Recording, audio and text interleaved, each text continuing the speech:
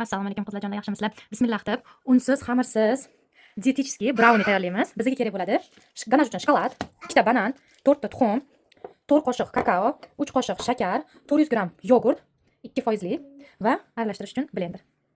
Hamma mahsulotimizni birinchidan blenderga solamiz.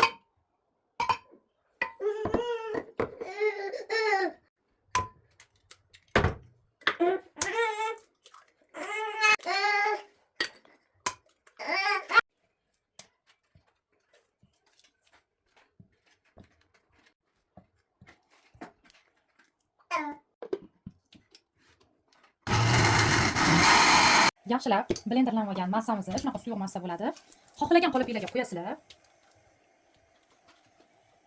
180 gradusga 40 minutga duxovkaga.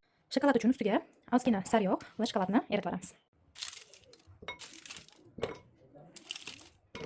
Mana tayyor bo'lgan, shunaqa liqillab tayyor bo'ladi. Ustiga eritilgan shokoladimizni qo'yamiz. Ishga qarab ustini yong'oq bilan bezatamiz. Mana dietetический brownie tayyor. Sizlarga yoqqan bo'lsa, like va podpiska bosishni unutmanglar.